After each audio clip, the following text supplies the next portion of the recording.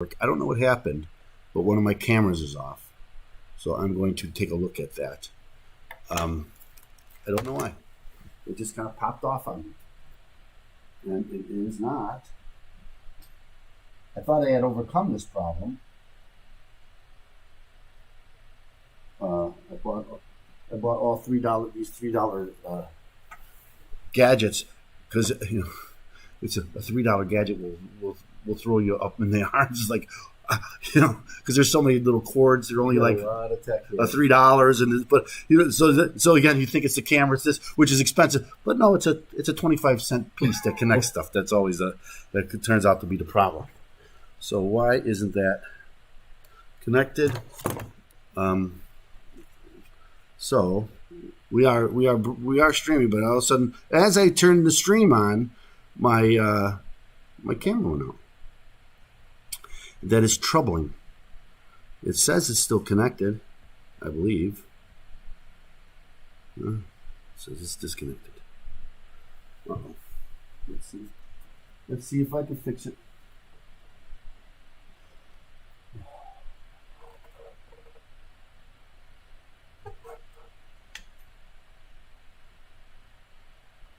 Sorry about that. I had it already.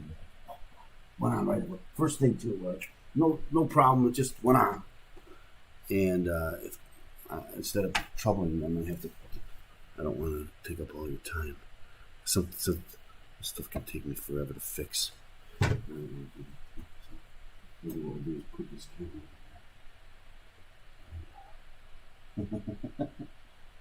I'm laughing because it's like, is it this? If I just change cameras, it won't work. So I gotta switch the whole thing around. Ah!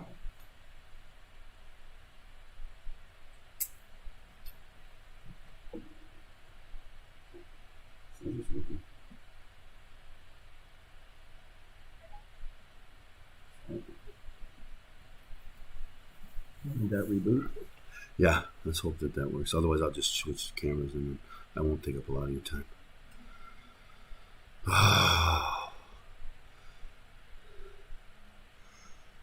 Okay.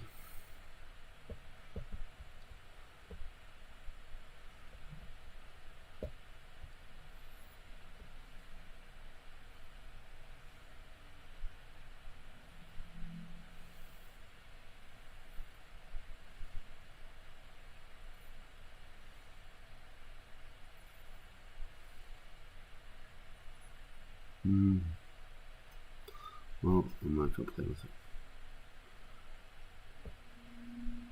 Get bogged down with that. I'm looking for that.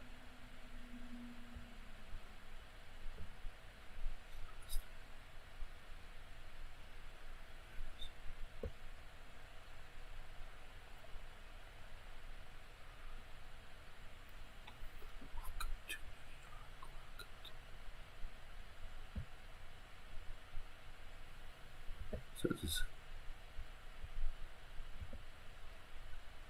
Okay, it says it's connected now. Probably what is happening is now I'm going to have to use it. Okay, there it is. Let me just put it up there. If it goes out, I'll just go on you and that'll be it. Yeah, fix it. Okay. Were you in the AV club in high school? Was not. But the computer club. There you go. No, I wasn't anymore. When I was in high school, there was no computers. Actually, the first computer I was in the graphics department. I thought I was going to be a printer in the graphic arts. And that was the first computer we had. They had a typesetting computer where you could sit down and instead of setting type by hand, you can type it in, and then it could put it on a tape, and then you put it in this machine, and it would set your type, and then do a photograph of your type. It was awesome. It's like, this is awesome. And of course, little did we know that the desktop technology, would replace the graphic arts departments everywhere. My first computer literally had a cassette tape player. That's how you loaded programs. It was the most bizarre thing. How old a man are you? 55. Okay, so I'm 59. So in in the realm. Yeah, well, I explained to my daughter we didn't have cell phones. We had rotary phones when I was growing up. Call waiting was like a thing. I remember when call waiting came in. It was like, you mean you could have a phone call and hit the button and get another phone call? This is unbelievable. It was big. Okay, Joliet, my cameras are working. Let me see if I can get Mr. Dave Guttman. There he is. So whenever you're ready, let's do the show. Yeah, do this. Do that. Even though I just kind of interviewed.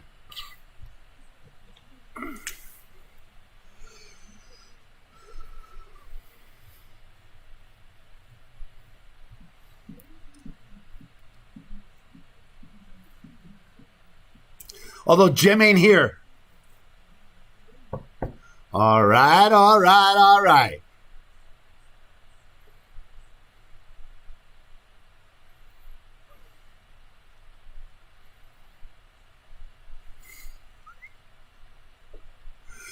It is the Watch Talk Radio podcast here on at AM 560 The Answer.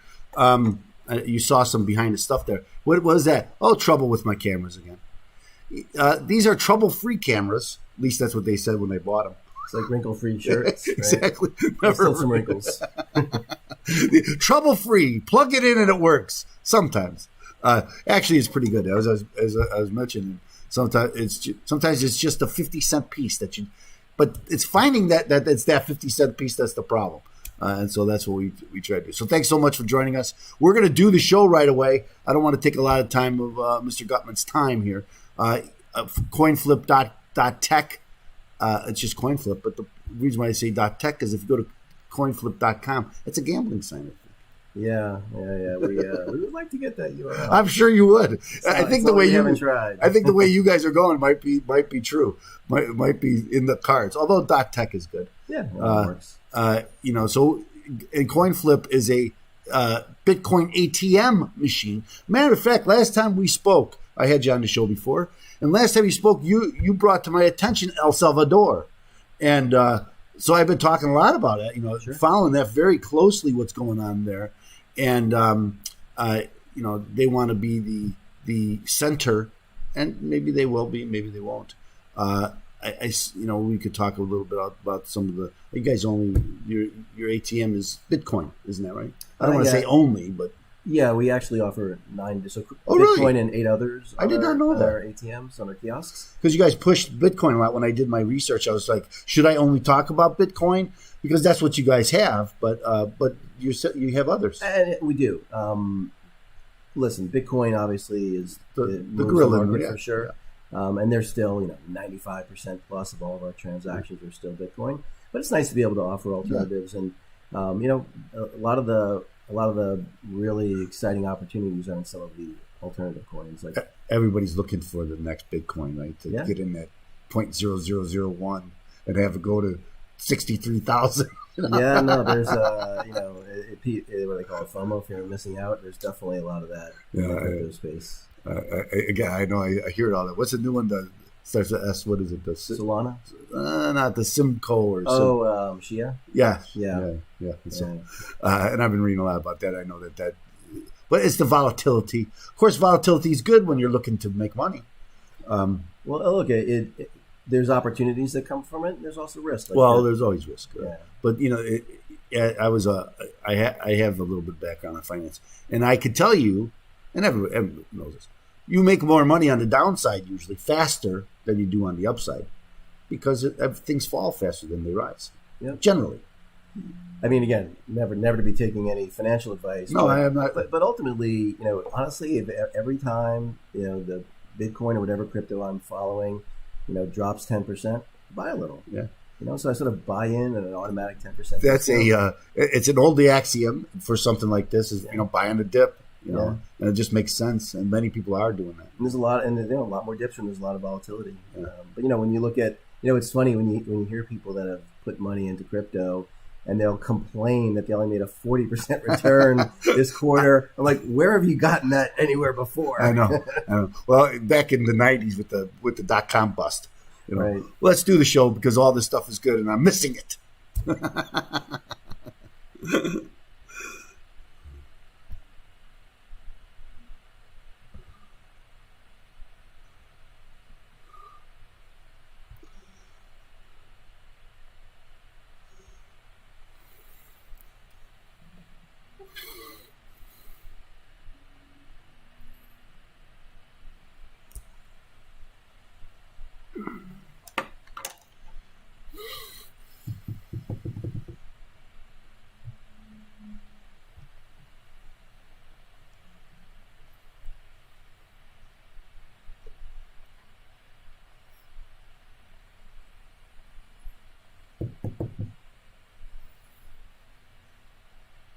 Well, welcome to the program. This is the Trust Radio Network here on AM 560 The Answer. And it's true, you're going to learn all there is to know today. All there is to know. Okay, maybe that's a little overstatement. Well, we're going to talk about interesting subject today. But remember now, this show is sponsored by the Law Office of Stephen A. Leahy, PC, and Open Tax Advocates. Open Tax Advocates helps business professionals solve IRS problems. We help forever. We help them with audits and levies, liens and garnishments, collections, unfiled tax returns, and payroll tax issues. We also help people with mortgage foreclosures, loan modifications, bankruptcy, and other debt-related issues. So if you have any of these problems, or if you know someone who does, you should give us a call at 312-664-6649. Again, that number is 312-664-6649. You can visit us on the web, chicagotaxteam.com. Now, we've been talking a little, on this show, we've been doing a lot of legal stuff. And I'm not going to talk about the law today too much, but kind of, but because everything involves law. That's why it's kind of. Okay, but something more interesting, maybe not more interesting. As an attorney, I don't think it's more interesting, but it's just as interesting. And that's because we talk a lot about it on this show and others, is crypto, right? We've been talking about cryptocurrency. It's all the rage. Everybody wants to know about it. Everybody's investing in it. They always say when the strippers are investing in something, maybe it's hot. Let's put it that way. Anyway, I want to talk. We have a guest today. He's been a guest on our show before from Coinflip. Coinflip is a ATM, a Bitcoin ATM, a really cryptocurrency ATM, and his name is Dave Guttman. Welcome to the show, Dave. Steve, thanks a lot for having me again. Well, I'd love to have you again. You know what I love most about this show, the Trust Radio Network, is the information that I learn. I always, we get people in that are they know their trade very well, and they share that information with the listener. And that's why we wanted to have you back, because again, so many people are investing in crypto, but nobody really know. I wouldn't say nobody, but a lot of people don't really understand it. So, but let's talk a little bit about. Let's start with talking about Coinflip and the company that you're with. Sure. You guys have been getting a lot of press. You're a local company here in Chicago. Yeah, I mean, look, it's been a really exciting year for us. We were the Cranes is a Fast 50. We were the fastest growing company in Chicago. Is that right? Yeah, 1.7 million % growth over 5 years. Holy! I think that might make us the fastest growing company in Chicago ever. Actually. But wow! I think even more exciting, we were number 60 in the Inc. 5000. So 60th fastest growing company in the U.S. I think this year, we'll probably be in like 80 or 90. Even with our growth rate this year. So just really exciting growth. I think 2020 we started with 17 people and ended with 170. Wow! In the middle of a pandemic. And that's really actually been one of our challenges as a company that's growing so quickly. Is how do you build a culture with a company that's growing that fast? We're about to move to the old post office. I saw that. Yeah. The challenge is we can't even fit everyone in the office we're in. So we're really excited. We're going to move it's the Monday after Thanksgiving. We'll finally move in and be able to have everyone in one place. So really, really excited about that. I think you guys are on the west side now, aren't you? Over there by. Yeah, right with that. We're in I guess they call it West Town. Yeah. Mm-hmm. But yeah, we'll be moving into the old post office, which I don't know if you've seen it, but the space is just stunning. I haven't seen the space, but I have seen space there, and I did see it on the news. Because you guys were featured by the governor. That's right. And because not only were you growing, but they were trumpeting your growth, and your move to the old post office. When I was a kid, I used to live on the west side of Chicago, and we would go down to the lakefront, always underneath the post office, beep the horn, scream out the window so we could hear. Well, I think they actually before they renovated, I think they filmed part of one of the Batman movies. Oh, I think they did when it was falling apart, but now it's beautiful. Yeah. No, it's stunning. Actually, gorgeous space. The gym there is just. And the rooftop. Yeah, no, it's something else. Yeah, I've seen the pictures. It's like I know that they had to get that rooftop. They had the structural engineers. It's quite a feat. Well, I think they said the square footage is like if you took the Willis Tower and put it on its side, it's similar square footage. Oh, is that? It's a giant building. I didn't realize that. Yeah. I didn't realize I know it's a beautiful space. So. To what you were saying before about people getting into crypto. The thing that's so exciting for us is I think it's around 18 to 20% of Americans owns some amount of crypto, mostly Bitcoin, but lots of others too. The vast majority of them are under 30. 80% of our customers are over 40. Oh, yeah. So we have customers obviously from 18 but that's an interesting to 108. I think just a position. That's interesting. Well, it's because when you really think about it, most of the players in the crypto space are trying to serve the more technically savvy market, right? A lot of our customers, and a lot of the reasons they'll go to a crypto kiosk as opposed to doing it online through Coinbase or something else is they are a little bit less sophisticated and they need someone to hold their hand. I like the crypto kiosk better than the ATM. Well, because it's not really an ATM when you think about it. ATMs mostly spit out cash, right? And for us, what we really wanted to ultimately be is more of a financial service. No, I think that's a great it better describes what happens there than the ATM. I can understand why I would go with an ATM because everybody knows what that is. Exactly. People are what they're used to. But now I think as it grows, it makes sense that it is that's not all what you're doing there. Yeah, no, and we're talking about getting into all kinds of other services, bill payments, allowing people to. We think of the kiosks as an on-ramp for cash that you obviously can use for crypto, but ultimately we want to allow people to do lots of things. Well, this is and that's why I was so excited to have you on. This is the promise, right, of crypto, and I think we don't have time in this segment. I think the next segment I'd like to talk about that promise being jeopardized in many ways, in my opinion, by government regulation. So we'll talk a little bit about that. But in the meantime, I think as we were talking about the kiosk and the different services, it just makes sense that if you're there, it's not just But I'll talk a little bit more about the age of your.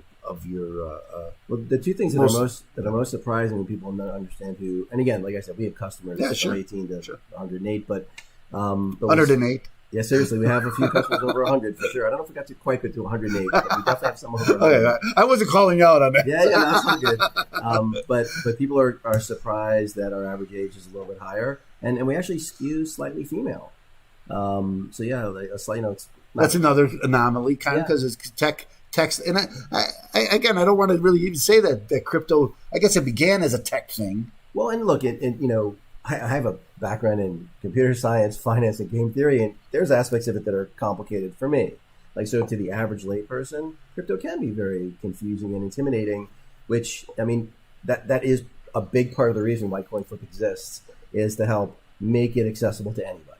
And boy, that's so exciting. That's why I want to get your talk about. I want to in this show. I want to talk a little bit about the technology behind crypto, because I don't think a lot of people understand that, the promise of crypto, because I think we're just at the beginning of what the promise is. Would you agree with that? Oh, we're just scratching the surface. Not when you really look at the broader technology of blockchain technology, it can be used from everything from voting systems to insurance. Of course, it's going to affect financial services, but it's going to affect every industry. And I think that's what's so exciting about it. And I think Bitcoin was kind of like the first big thing out of this technology, and so sometimes people tend to tie it together like this is blockchain. It's a use of blockchain, but it isn't blockchain, right? That's right. It's there are lots of technology, lots of things that use blockchain technology. Bitcoin happens to be one of them. Yeah. Really the first gorilla. Yeah, the first one, and obviously it's the behemoth. I think I mentioned this last time, but the fact that it got to $1 trillion valuation, in half the time that Apple did, in like 1/4 the time that Microsoft did. Actually, I should say it's 1/10 the time that Google did. So it really is impressive. Yeah, it really is, and we're going to find out more about about your company, what you do. We're going to talk about crypto. We're going to talk about blockchain. We're going to talk about government regulation. We're going to talk about all of that stuff. Tell people how they can get rid. You guys got like 3,000. Yeah, we just kiosks. I'm going to call them kiosks. Thank you, I appreciate that. And Ben Weiss, our CEO, would appreciate that too. He's made it verboten to talk about ATMs. No, we're kiosks. And he's right, we are. Yeah. So we just cracked the 3,000 number back a few weeks ago. Very exciting for us. We actually just added Rhode Island, so there's only 2 states left where I'm in. Well, that's great. We're going to talk more about this. Remember now, this show is sponsored by the Law Office of Stephen Leahy and Open Tax Advocates. Call them 312-664-6649. We're going to talk about government and regulation and cryptocurrency next on AM 560. The Answer.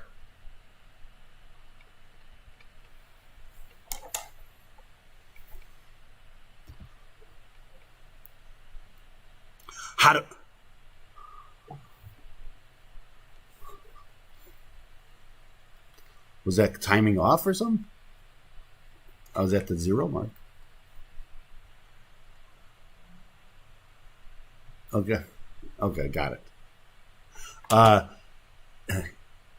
leave all the technical sounds. That's Jolly at Josh. He's the technical producer. Let him produce. Okay. I think. Again, great information. I get excited about it because it's kind of all the things I'm interested in too. Like you pointed out for yourself, I have finance. I'm a finance guy. I help people with taxes. Man, crypto is such a tax issue these days. Yeah. Regulation, legal stuff, huge. I'm a tech guy, so all this has to do with it. And I'm really following it. I am a blockchain expert. I have a certificate to prove it. Do you? I went to blockchain.com and I took a test, they give me this certificate. I have it up. So I can't be an expert in legal stuff because lawyers can never be experts. Right. But I am an expert in blockchain. So what certificate says. Right. I don't see it on the wall. No. At my office, it's up on the wall. So, but it's interesting. Again, I just, but the technology behind it and all that. But let's talk a little bit about regulation. Sure. And because it's all over the world and what's going on. There's some, as we talked about, El Salvador. I always say it that way. Because, they're bringing it in. I don't know if you saw that I'm sure you did, that the new mayor is going to take his first 3 payments from New York in Bitcoin. Yeah. Yeah, smart. Does it mean anything? Probably not, right? But it's a good PR thing. It's a big PR. I mean, look, New York is the most restricted when it comes to crypto. It's one of the only 2 states that we're not in yet. Is that right? Yeah, because you have to get this thing called a BIT license in order to operate in New York, and there are quite a few hurdles to we're going to clear them, but it's probably going to be summer before we finally get. I get it. I was not aware of that. I would have guessed Hawaii and Alaska. But that's just because they're far away. No, believe it or not, so it'll be New York and New Hampshire will be the last Is that right? 2. Something about the word "new" in there. I don't know. Maybe we got New Mexico and New Jersey. I was reading about the well. Let's. this is all good stuff, but I want to get on that show. I could talk. The show used to go on for hours and hours because I would talk so much in between. And then it's important to love what you do.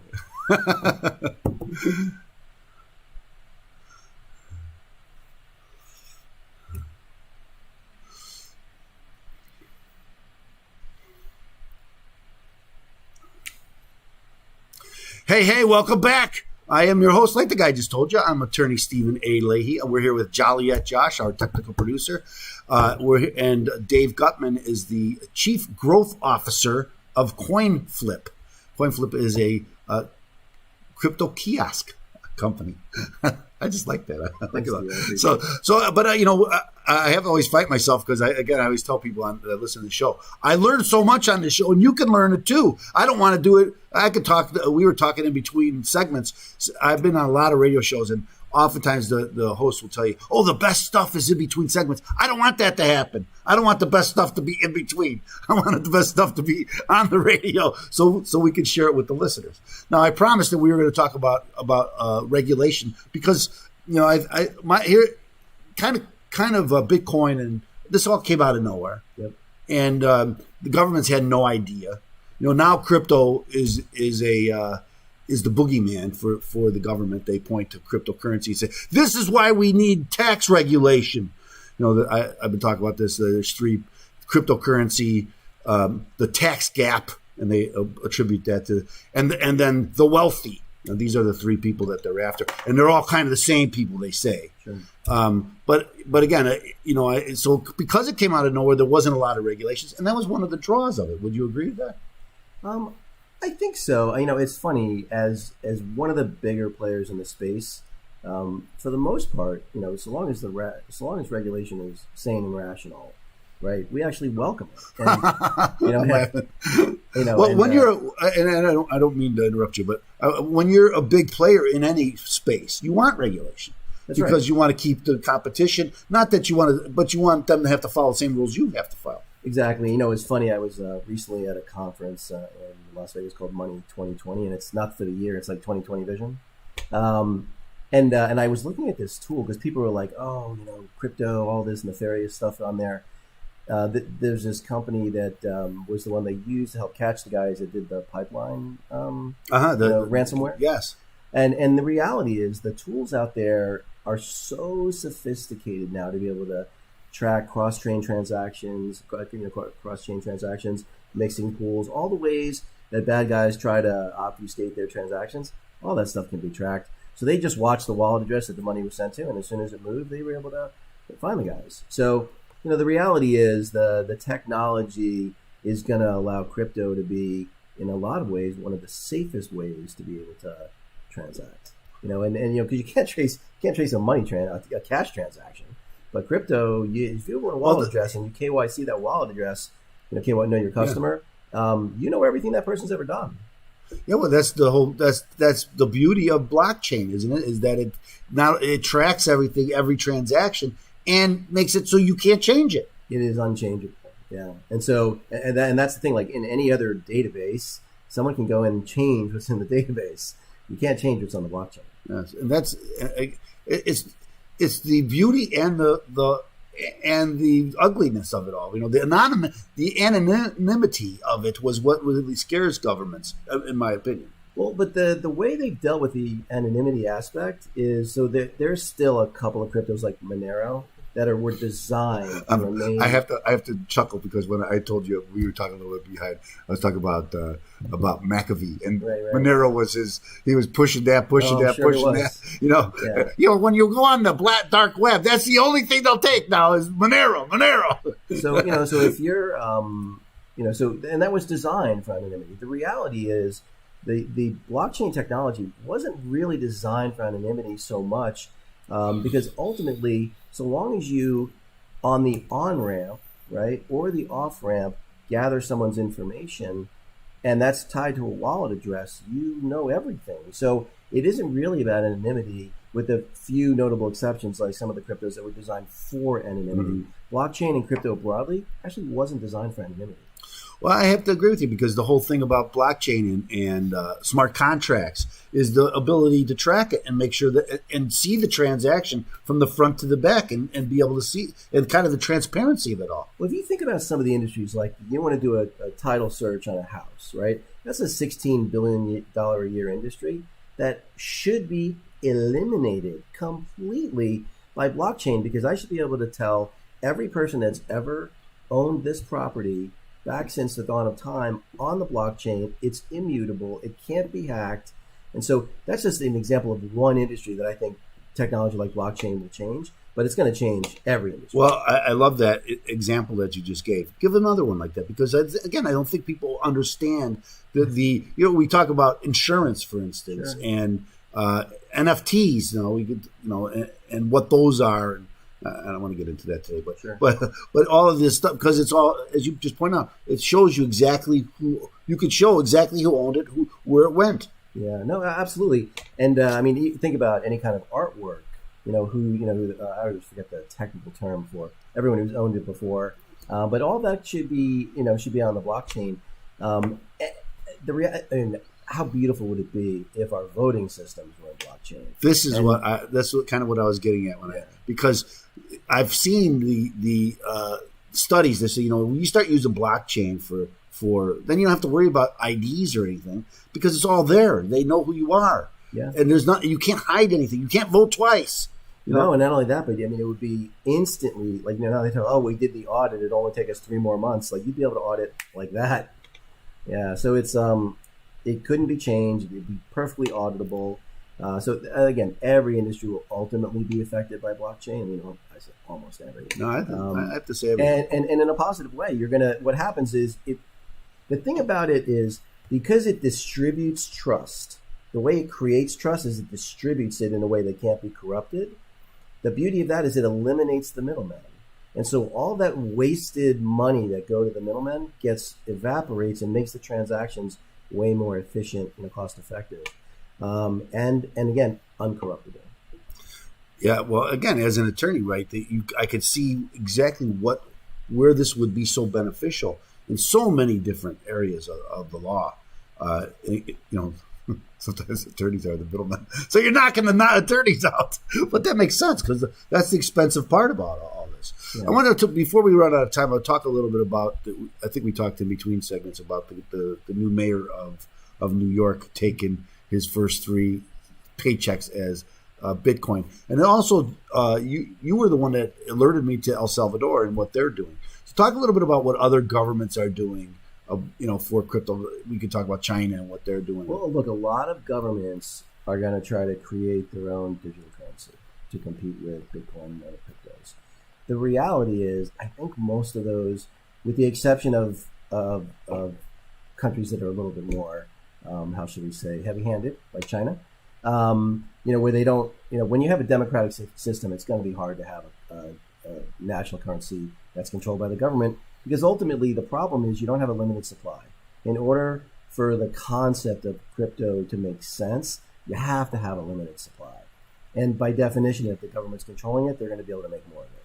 Yeah, and that's a problem. And it's centrally controlled. And again, that's the beauty of crypto and blockchain is it's distributed control. And therefore, you don't have to trust anyone because the network game theory behind it builds the trust without having to actually trust any individual. It's kind of counterintuitive what you're just saying, right? It's transparent, but it's not. It's got kind of both worlds. Is that everybody can see, but yet it's still private. It's odd that way. Yeah. Well, no matter how you slice it, it definitely gives you way more control. I mean, think about it, right? The fact that the bank can fractionally lend my money 8 times and pay me a 0.25% interest on my deposits in my checking account. I mean, I should be able to earn interest on my own money, but and I can in the crypto world, but not on my Wells Fargo account. Well, that's one of those things that I think that they're trying to stop. Right there, yeah, they're really regulating. Now we mentioned that you're in 48 states. There's 2 states you're not in because of regulation. Isn't it? It's very difficult. Well, so we're almost there in New Hampshire. So that one we're in pretty good shape. Look, New York, and I actually think that the new mayor of New York is signaled by taking his first 3 payments in crypto that he wants to be more crypto friendly, which is terrific. Well, he said himself that he's battling with Miami because Miami said, hey, we're going to be the crypto. Like El Salvador said, we're going to be the crypto country. We're going to make it so it's easy for everybody to buy it, sell it, make it, mine it, all of that. So they see that as their economic engine. And I can see how that could work. I mean, look, there, especially when you have, El Salvador's primary currency, their national currency before they went to Bitcoin was the U.S. dollar. Yeah. And then they were the first ones, obviously, to make it. We're going to talk a little bit more about this. We're going to talk a little bit about the Constitution because it's the Constitution segment and how this might work into the Constitution. So we're going to take a break. Go to, if you have tax problems, call at Open Tax Advocates, 312-664-6649. We're going to take a break. Join us on the other side on AM 560. The Answer.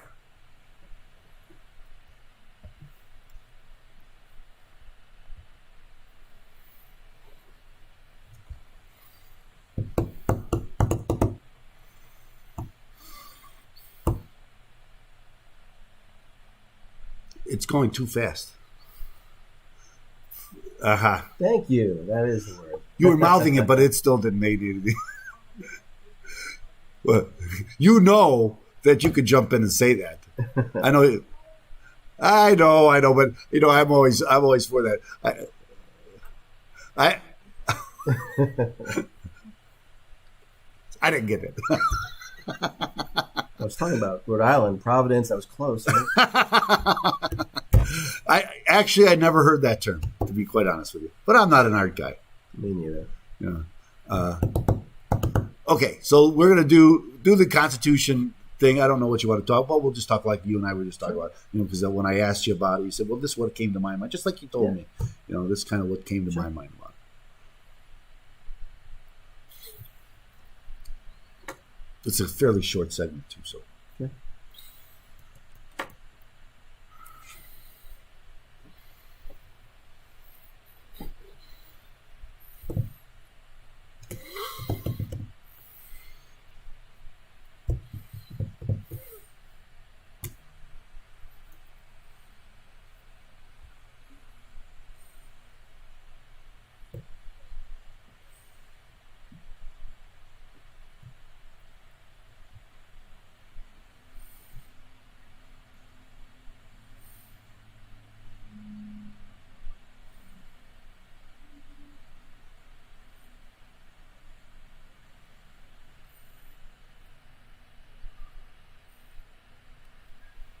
Now, I say every week when I hear that, I say, let's keep it that way, okay, because I'm afraid that that's not going to be the case too much longer. But I digress. But, this is the Constitution segment where every week I like to have the Constitution segment.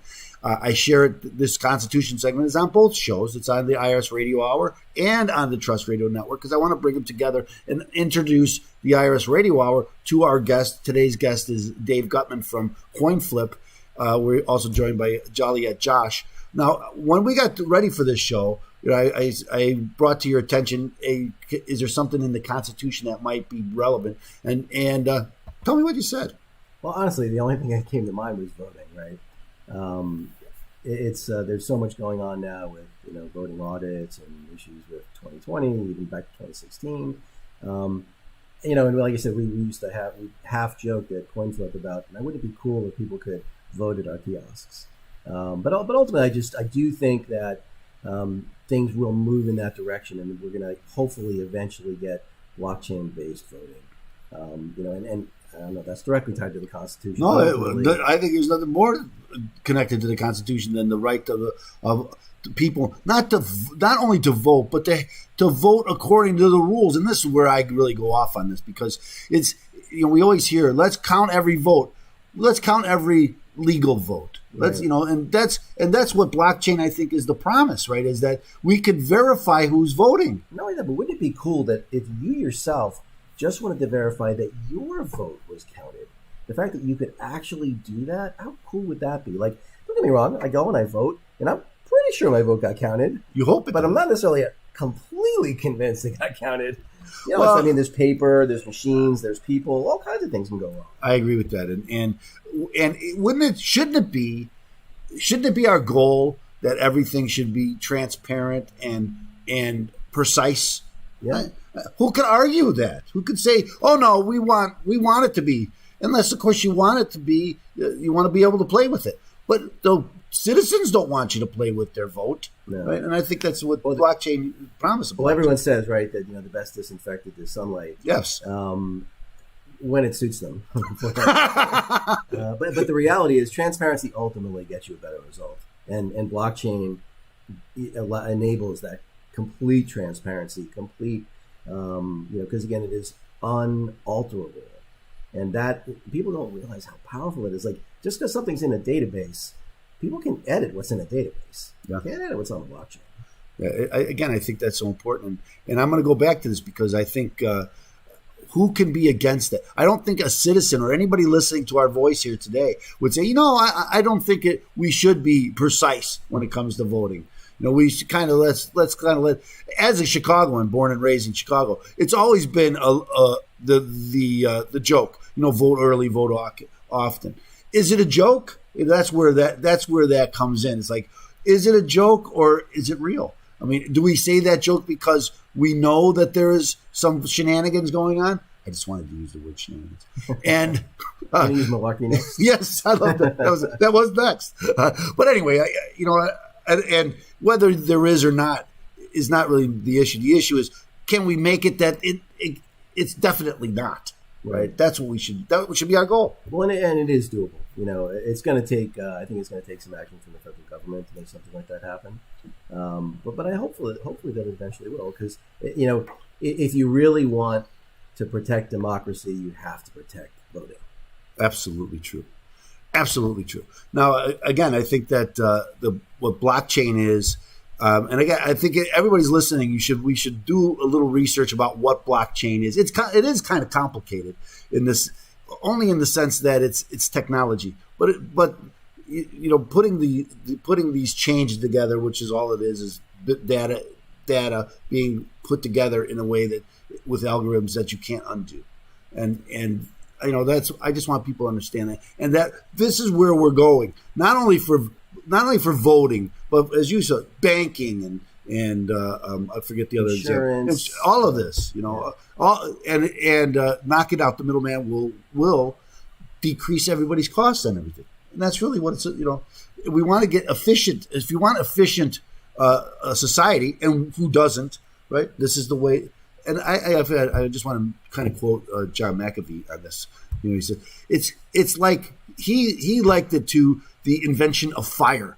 Right. That this is how transformable it can be. Is that true? I don't know. But when he said that, I started doing a lot more research about what is this that could be equated to fire. I just thought it was interesting. Yeah, it is. I mean, it's lady who cuts my hair, Polish immigrant. And I've been trying to get her to I've been getting my hair cut by her for 20 years. And I said, I've been trying to get her into crypto for at least 2. And she's intimidated by it. So I'm getting my hair cut on Saturday. She said, can I give you the last appointment and then take me to one of your Coinflip kiosks and help me do it? Well, that's great. And then we're going to do that again. We're going to talk a little bit more about this on the other side. AM 560, The Answer. I ran out of time, but I didn't want to interrupt you. Did you do it? Did I do it? No, this Saturday. Oh, you're going to do it? Yeah, we're going this Saturday. Yeah. Where's the nearest one? It's maybe a half mile from where our salon is. Okay, so now the next segment we usually do, common questions. Where I don't know if there's something else you want to talk about. I did want to. We did a Veterans Day special. Let's talk about that. Okay. I'm a big fan. Yeah.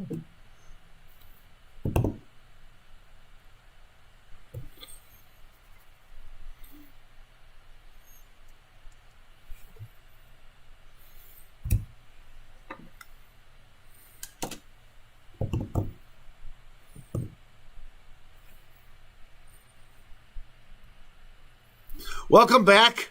I am attorney Stephen A. Leahy. Like he just said, we're here with Joliet Josh, our technical producer. Our guest this week is Dave Guttman, the Chief Growth Officer from Coinflip, the cyber kiosk. What do we call it? Crypto kiosk. The crypto kiosk. People say it's an ATM. Kind of like an ATM. That's the best analogy for not crypto. But talk a little bit about I don't know if people realize this, right? One of the shows probably next week, right? So, but we just had Veterans Day with 11/11, right? The 11th day of the 11th month, the end of World War I. It's a very important day. But talk a little bit about what you guys did. Yeah, so we have our crypto kiosks, as you mentioned, 3,000 of them all over the U.S. But we also have a trading desk, and that's so long as you have a bank account. So anyone who doesn't have a bank account could use one of our kiosks. But if you do have a bank account, and you're doing a little bit bigger transaction amounts, you can use our trade desk, and it's super white glove concierge service. Like, good luck trying to get someone on the phone at Coinbase. You call our trade desk, you're going to get someone 24/7 to walk you through it. Maybe you don't know what a digital wallet is. We'll help you download one and all of that. But so for the entire month of November, as a thank you to our veterans will trade for free. Zero. Wow. Not going to, other than the network fee that which is very tiny. We will not charge anything. So for the entire month of November, so anyone who is a veteran or knows a veteran, please send them to Coinflip.tech. Go to Trade Desk and call our toll-free number, and you can get someone 24/7, and we will walk the veteran through how to buy their crypto for free. Well, I'm always for helping veterans. Anything we can do to help them, it makes sense to me. I think any kind of promotion is great like that. So, you guys talk about your trade desk. Now, I do a podcast, and every Tuesday we do Crypto Tuesday, and I always bring people to Coinflip.tech to look at the market, to show because you guys got a lot of great information on that site. So, talk a little bit about that. Talk about your website and a little bit about you said, how do they reach your desk, your trading desk? Well, let me interrupt you before you start. I have when I first started getting into this, I went and opened up an account, and just to see how difficult, and it was very difficult. It is.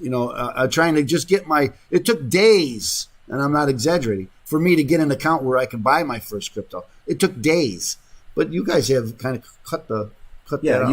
You can within an hour or so be able to, talk to someone from our team. They'll walk you through exactly what you have to do. Get a little bit of information from you. We do have to do what they call KYC, know your customer, in order to be able to transact. And we can do that very quickly. And, wire the money, and we can trade, same day. So, I had the same experience when I first signed up for my first, I think it was a Binance account. It took over a week. I had to submit stuff. Oh, it was blurry. You got to reset. I mean, it was a nightmare. So with us, again, any of our competitors, you're not going to get anyone on the phone pretty much ever. Us, you're going to get someone on the phone. I think our average time to answer is like 14 seconds. Is that right? Yeah. So I want to go back to that because, it did take me several days to get it through. I think the first couple didn't go through at all, and I had to go back. So the one that worked was a couple of days, right. But several didn't even work, and that was a couple of days. So it probably took about a week for the whole program. And and it's kind of, to me, it was like, this is supposed to be tech. Right. Why is this so hard? I can go buy I go anywhere and put my credit card in and buy stuff. Why would that be so hard? And I know it's government regulation, and you said know your customer. That's really there is that. And look, at the end of the day, you do have to be a little bit more careful with crypto when you're sending money to a wallet. Like, there's no reversal of that. So which is why I think a lot of people like the idea of being able to have a guide, a Sherpa, kind of walk them through that. Make sure that everything is, you're getting Bitcoin and not Bitcoin Cash, that you're getting Ethereum, it's not disappearing into the ether, so it makes sense that people are going to want a little bit of a hand holding there. That does make sense. And again, because it's not something tangible. It's not something, you're not shipping anything over to me. And I will say, for the month of November too, for the people that are not veterans, anyone, and we did this for your show today, anyone who uses the code NOV for November, AM560, 20% off for the, for any, for their first trade in, one of our kiosks. So any one of our kiosks, any customer anywhere in the U.S. Can use that code. And there are 3,000. 3,000 of them. That's right. That's amazing. Actually, almost I think it's 3,100 as of today. So very exciting. You guys are growing quickly. We are. So again, I think that's a mark of a well-run company that you're growing. It's one thing when it's in 2015 when there's not a lot of competition, but there's a lot of competition out there today. I don't know. I only have about a minute left, but can you talk a little bit about El Salvador and do you see another El Salvador coming? There's not a clear one on the horizon. It'll be interesting to see what happens in El Salvador. I think they've laid down about 200 ATMs now. I think it was Athena Coin was the company that they did it with, but they're actually they're branding it under the El Salvador brand. Yeah. So, but my understanding is their plan is to put down another 200 to 500 more. It'll be interesting to see how that exercise plays out. Ultimately, I do think that there's always a bit of a challenge when there's centralized control and the government's controlling it. So it'll be interesting to see how that plays out. Well, I appreciate your input on that, and it's interesting. And I'll keep reporting on it about what's going on because I think it's interesting. And also, they're using how they're mining, green mining down there with their volcano, right? Heat, geothermal electricity. Okay, now. If you're fighting the IRS, and a lot of people with crypto fight the IRS because people don't understand how to account for this, we can help you at Open Tax Advocates. Just give us a call, 312-664-6649. Go to chicagotaxteam.com. We're going to finish up the show here with Dave Guttman of Coinflip on the other side on AM 560, The Answer.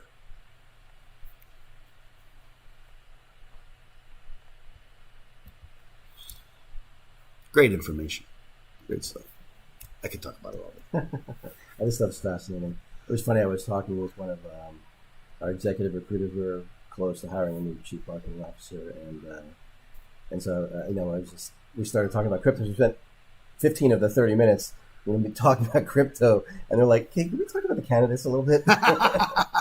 I don't mind being your private consultant, but everybody's interested in it, and again, when you get someone who knows about it, because a lot of people know of it, but they don't really know about it. And let me tell you, though, there's different levels. In fact, we had our trade desk team had a little outing a week ago today, actually, and a couple of the folks on the trade desk team, they're just so knowledgeable. I mean, they have forgotten more about crypto than I'll probably ever know, and it's just so stimulating to be around them. What about this? What about that? I'm like, okay, guys, you went down the rabbit hole a little too far for me. And it is a rabbit hole. It is a rabbit hole. And there's so much going on, and it changes every day. And there's always, there's always somebody new poking their head up and trying to be the next. One of the things that I'm going to go back to McAfee said was that he saw it as an infinite number of coins coming up. That every company can have their own coin.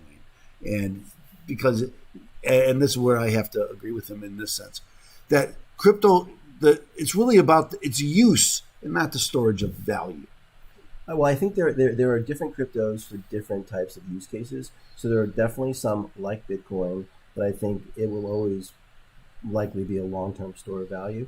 There are others like Ethereum, Solana, Cardano that are more about smart contracts, and then you'll have others that are more transactional. Okay, I should have put that on. That's Josh thinking.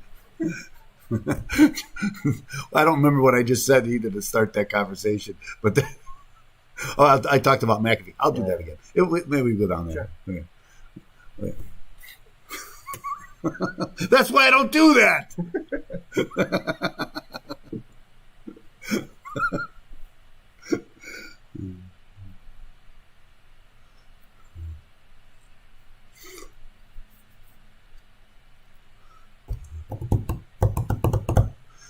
Welcome back.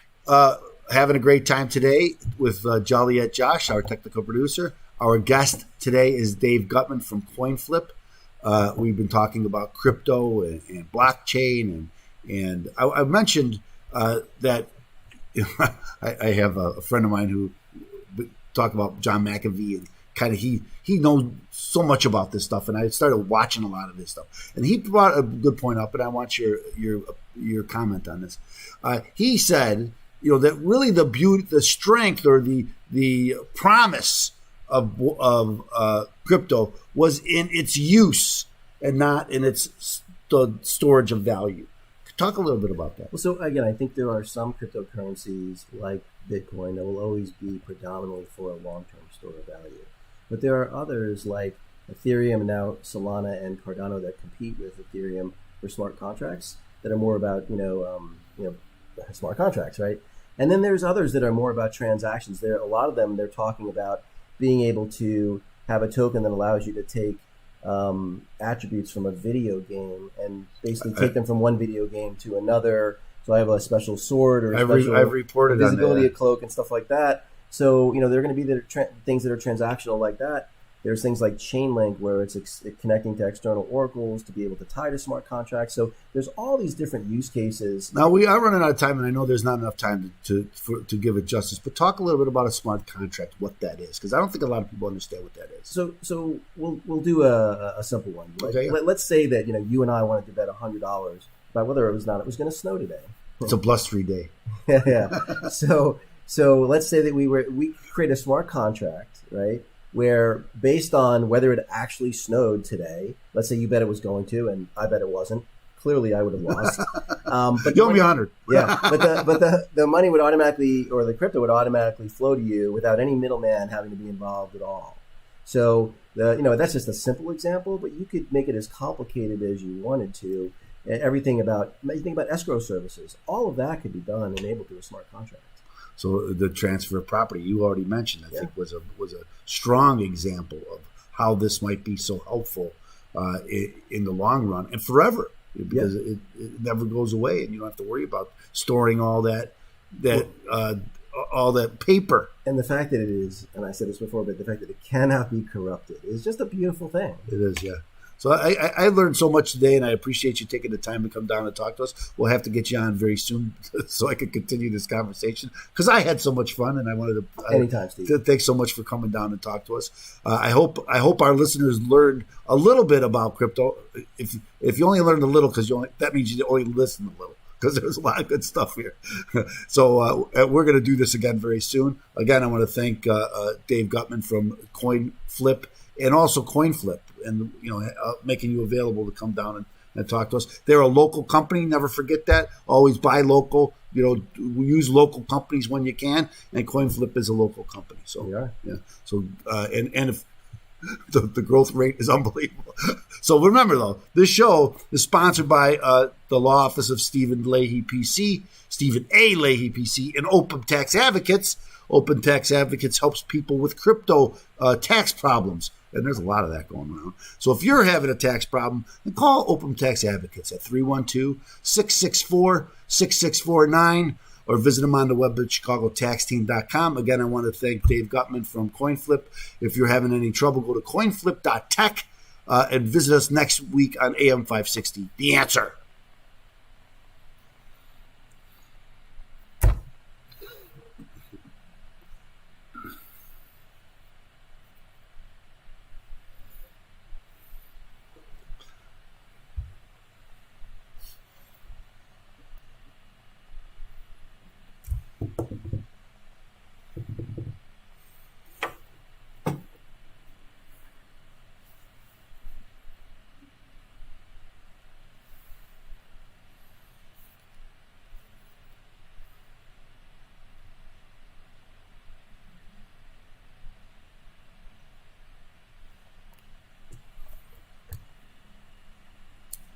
Again, thanks so much for joining us. You gave us a lot of great information. I could talk about this stuff forever, and I often do. I appreciate having me. So thanks so much for coming down. I'm gonna take a break here for a couple of minutes. I'm gonna get a picture with Dave, and then I'm gonna come back and do the other show, the IRS Radio Hour. So stay tuned. I'm gonna put the 15-minute timer up. I hope. There it is. Okay, out. That's fun. Well, good. I'm glad you had fun. I had fun. So, and that's really what it's all about. You've been on the show for a while, right?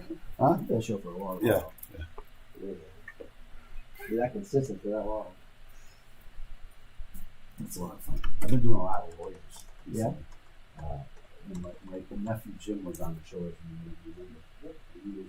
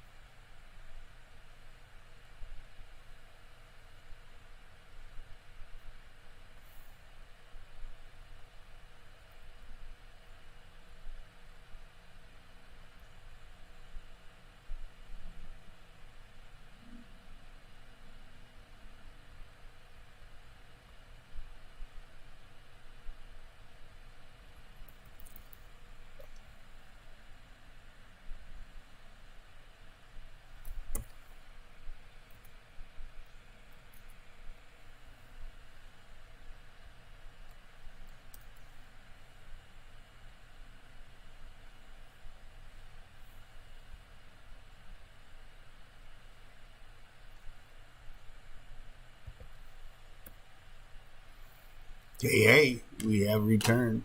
Let me put on my. Let me get the right. There we go.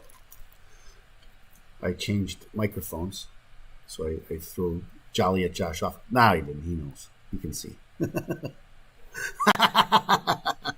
So, what do you think, Jolly? Was that a good discussion or what?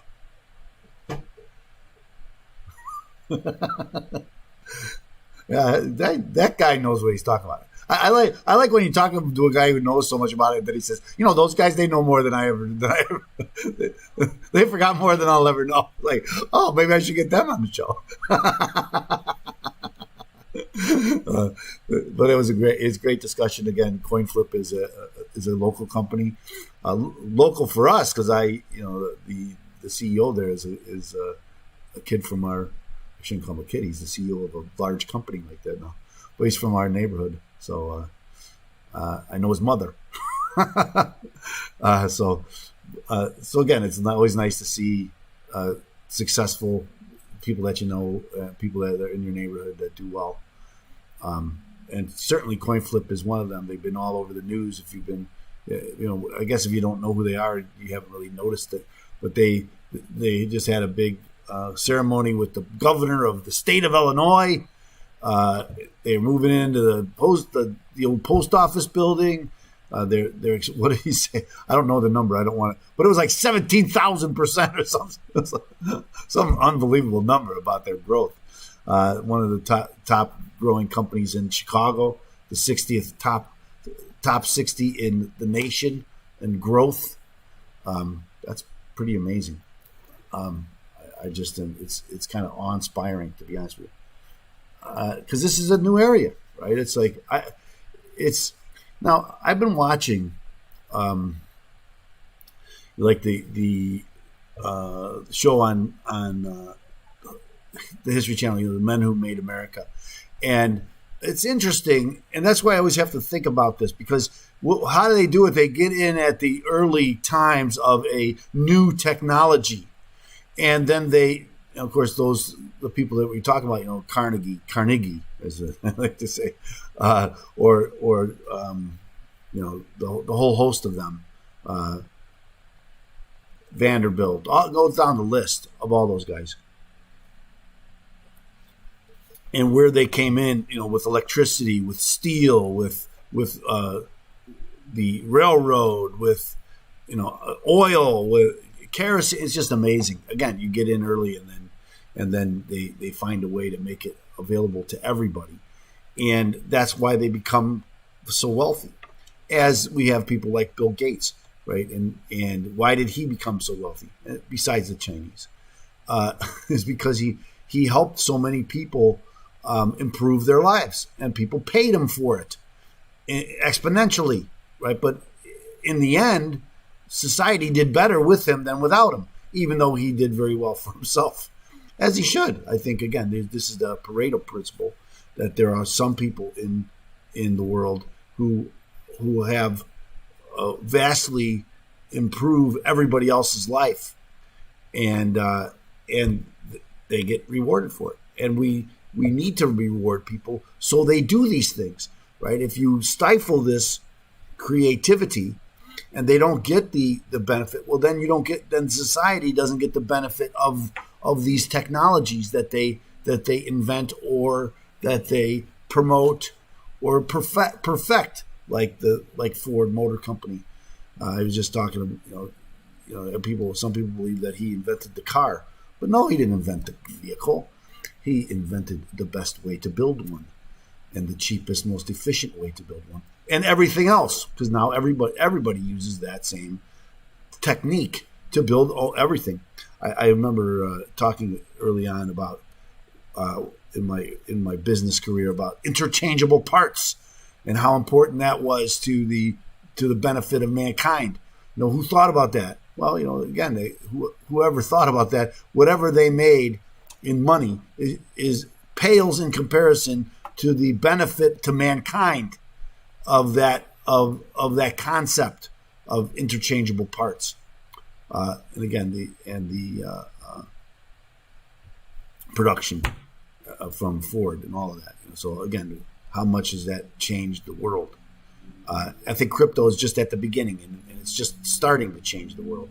But it's to change the world nonetheless. I was watching a video online, and they were talking about the beginning. Now I looked at it. It was from 2016, so I'm like, oh, I should have been on this in 2016. I'm already behind. But again, I think that it's still growing. It's still going, and it's not. It hasn't begun to really explode the way it will and take over. And I think as Mr. Guttman was demonstrating, taking over all aspects of production and deals, and that's why, as an attorney, right, I want to understand this stuff, because I think smart contracts are what's coming. And contract sounds legal to me. Sounds like a lawyer ought to be involved in that. So, and if they shouldn't, well, I'm going to make sure that they are. And okay, I think the lawyers will make sure that they are too. Okay, so, but it'll be cheaper, right? And it'll make things more efficient and less expensive. And that's what all of this interchangeable parts and all these other things that made things more efficient and less expensive. And that's the goal on everything. And so, and information. So it's very strong. It's very strong. So anyway, I'm going to start the next show. We're going to do the IRS Radio Hour. Not sure what I'm going to talk about. I kind of know what I'm going to talk about. I'm going to talk. Let me see what I wrote here. I'm going to talk about the IRS tracking you and what all these bank records were. I talked a little bit about this before, the 1099s and what all that is. But what people don't realize is that everything you do is the IRS knows about it, and they found a way to tax you on it. And that I'm also going to talk about that on the Mr. Know-It-All segment, the Mortgage Forgiveness and Debt Relief Act. This kind of surprises me because I follow this so closely, and yet last night I was looking into this. And I see that they established this law that I thought was gone, but that was reestablished last year, I guess quietly, because I never heard about it. And again, I'm involved in all of this, so it kind of surprised me when I learned about it last night, because I have a client that it might make all the difference in the world about what being able to not be taxed on this. And this one kind of goes with the tracking. And no matter what you do, the IRS is there to find you, and they want to do it more. Are they ever going to? Well, let's talk about that on the show. So let's, whenever you're ready, Joliet, let's do the show.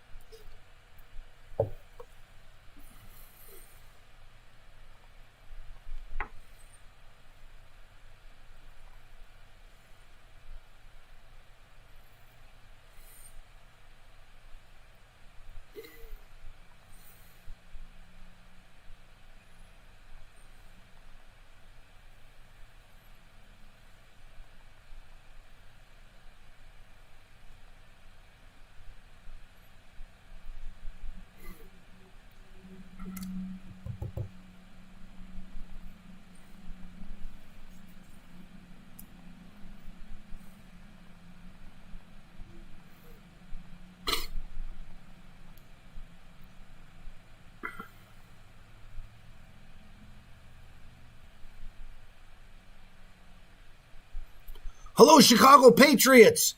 We are coming to you from Studio C here at AM 560 The Answer. This is the IRS Radio Hour. Now remember, the IRS Radio Hour is brought to you by the law office of Stephen A. Leahy, PC, and Open Tax Advocates. So Open Tax Advocates helps business professionals and entrepreneurs solve their IRS problems forever.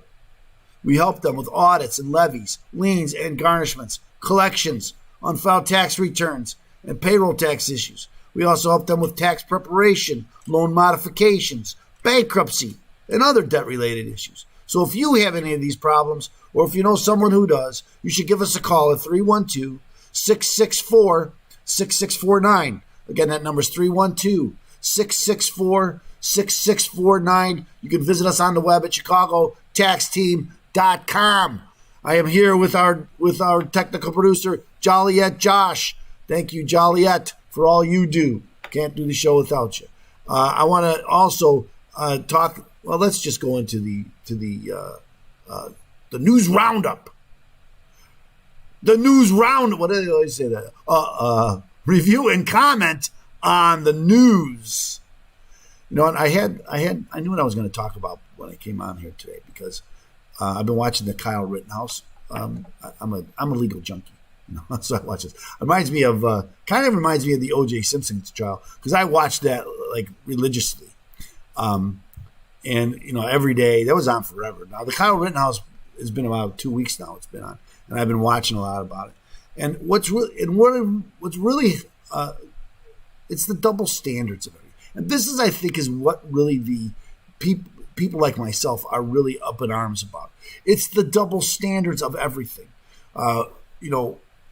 Not only the Kyle Rittenhouse case and who they prosecute, who they don't, the January 6th people, who they prosecute, who they don't, who they go after, who they don't, all of this, who gets the votes counted again and who doesn't, right? Where the media is, what they report, what they don't, How many times have you heard of a story that you think, wow, this is going to be everywhere, and then it's really nowhere. You never even hear about it again.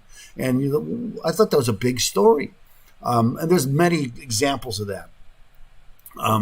But here's, right before the show came on, I'm looking at the news to see what's going on. And I see Steve Bannon was indicted. And they're going to arrest him. Oh, let's talk about Project Veritas. And the FBI goes to their homes and raids their homes, and then takes all of their electronics. And the next day, the New York Times reports the private, legal, confidential information on. They report on it, and they disclose it. It's like, wait a minute, you're after the president's daughter's diary, but here somebody illegally gets his private legal information that's privileged, and nobody says anything. Matter of fact, you're the ones that reveal it. It's such a double standard. It's unbelievable to me. Hillary Clinton didn't advance on a subpoena. We should wait for the courts to act whether he has the right to ignore the subpoena because of executive privilege. We should wait for the courts to act. But no, we don't want to wait for the courts to act. The FBI goes and arrests him. It's unbelievable to me. The double standards is what we're supposed to be a country of laws, right? Teddy Roosevelt, right? No man's above the law, no man below it. But now it's like, no man's below it unless we say it.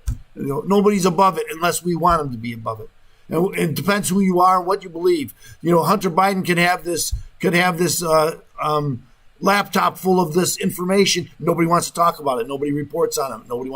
Nobody says anything. There's evidence of wrongdoing there. Nobody arrests him. He's going about selling bad art, as far as I'm concerned. I don't know if it's bad art or not. It might be. But whatever kind of art it is, it's overpriced. Let's put it. But of course, it's overpriced because that's what it's all about. It's about corrupt, in my opinion. It's all about corruption. But anyway, this is what is getting. Again, it's a thing. It's parents can go to these school board meetings, and Garland's going to come out and say, "Hey, this is domestic terrorism." People come out now and want to go after the Kyle Rittenhouse jurors, take pictures of them, dox them, go to their house, and that nobody does anything about it. We have people saying that if he gets acquitted, that there's going to be riots, bloodshed, and nobody does anything about it. So again, it's the double standard. We don't have one set of laws anymore. We have one set of laws for those in charge, and those in charge that they want to protect, and the rest of us. and they have made us all into domestic terrorists so they can control us. And it's really about political the political. It's a political adversary. And that's who they're going after, their political adversaries. You can no longer disagree with them and have a view. You don't want masks, you're going to jail, right? You don't think people should lose their jobs because they didn't get a vaccine? Well, you're going to lose your job. You don't have a vaccine. I saw in Australia now, if you're unvaccinated now, you're confined to your home. You can't leave. There is a big push to have a rally for the people of Australia outside of Australia. Well, why don't they do it themselves? Because they can't. They won't let them. And is that what's coming to America, that we can't go out and protest or voice our displeasure? Well, we already know on January 6th they said, no, you can't do that. That's an insurrection. I love when we keep talking about insurrections. And I say, well, who's been charged with insurrection? Well, nobody's been charged with insurrection. Well, how can you have an insurrection without an insurrectionist? How could that be?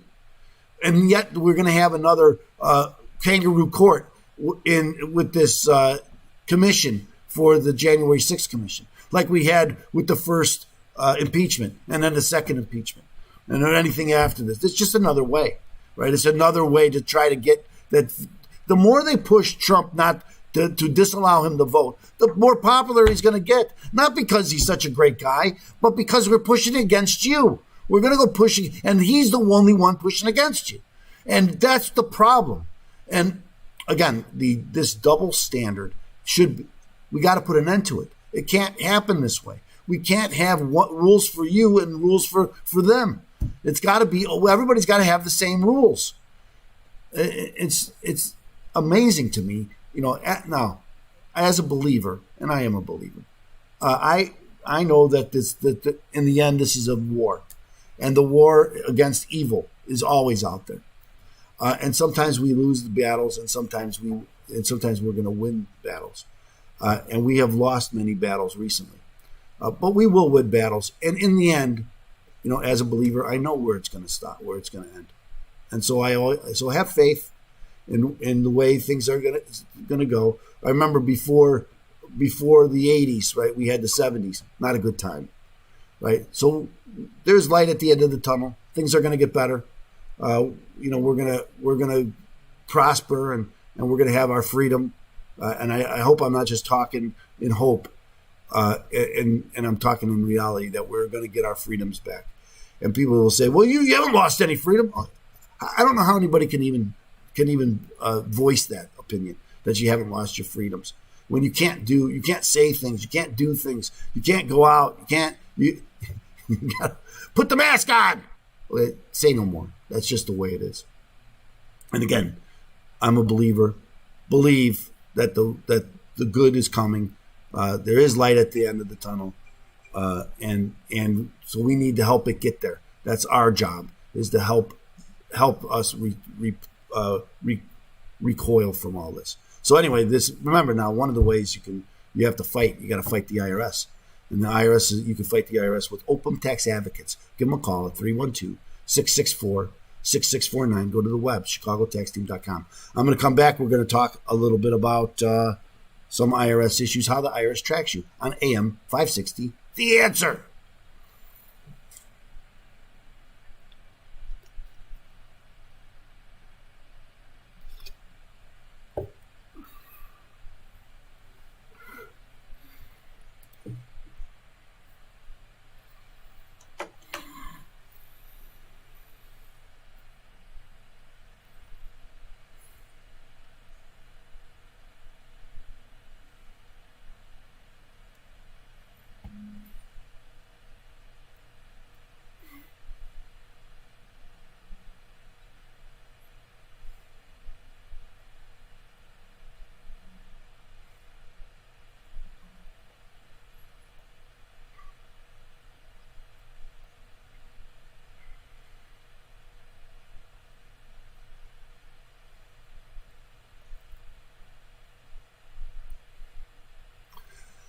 This is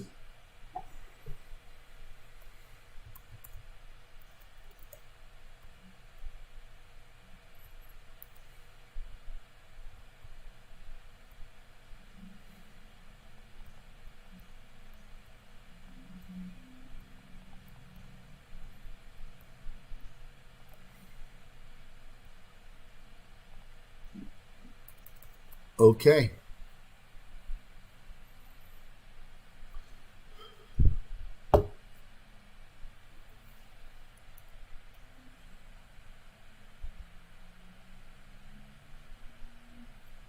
Wait a minute, I gotta change cameras. Camera. Lights, cameras, action.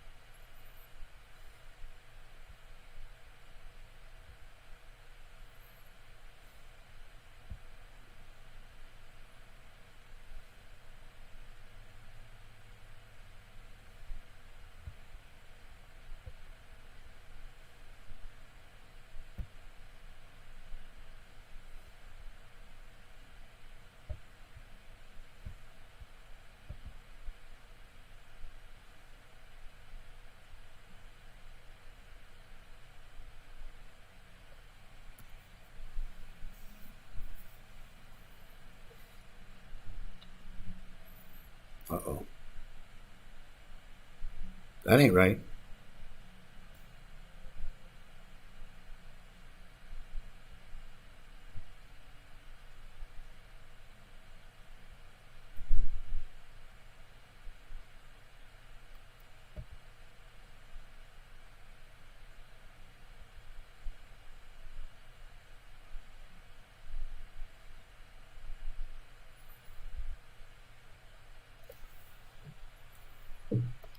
I am ready.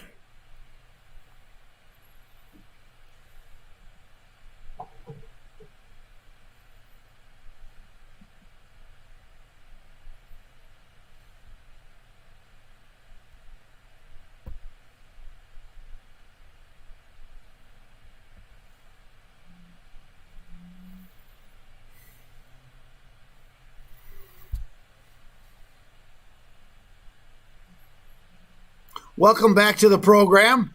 I'm your host. I'm attorney Stephen Leahy, like he just said. I loving the show. Thank you so much for joining us. I'm here with Joliet Josh, our technical producer.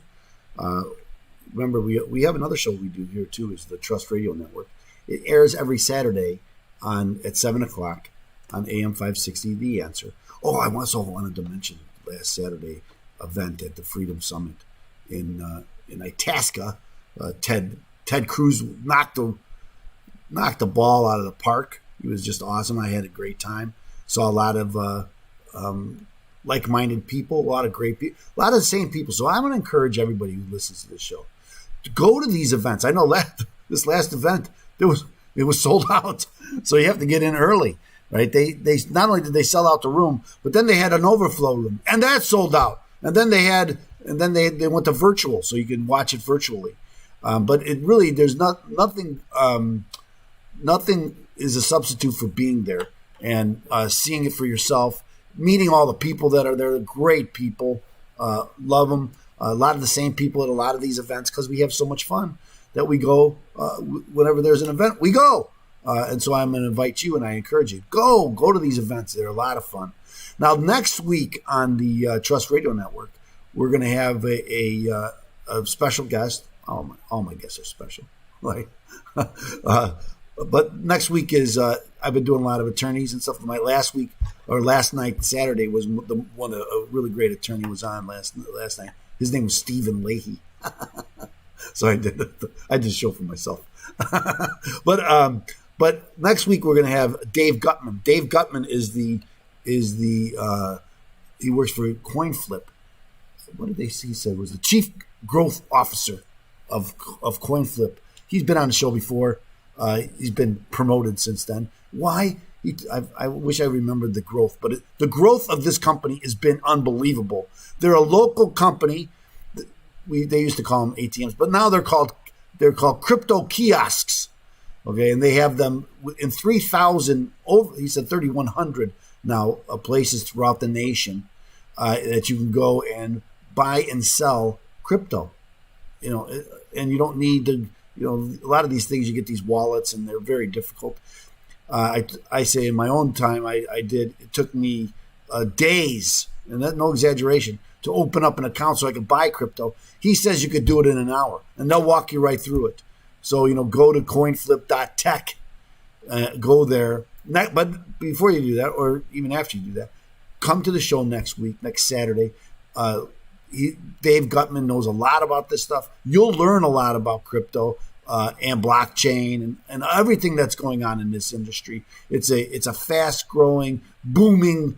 We're at the tip of the iceberg about what's going to happen here when it comes to cryptocurrency and blockchain. So join us next Saturday here on AM 560 The Answer for the Trust Radio Network.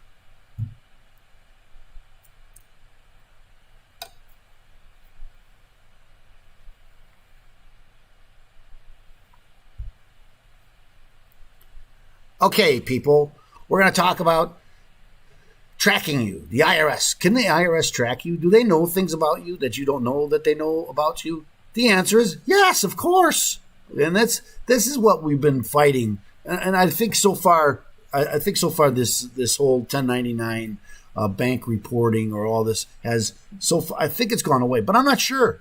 And don't be sure of it. And let's not fall asleep about this, because that's what happened last March when with the cash apps. Right, it wasn't well publicized that in this legislation, because they come up with this legislation that's hundreds and hundreds, thousands of pages long, and nobody knows what's in it until after it's passed, and then they say, "Oh yeah, now with this with these cash apps, you have to report up to $600, any $600 or more in any transactions you have to tell us about." It used to be $20,000 and 200 or more transactions, and it went down to $600, no matter how many transactions.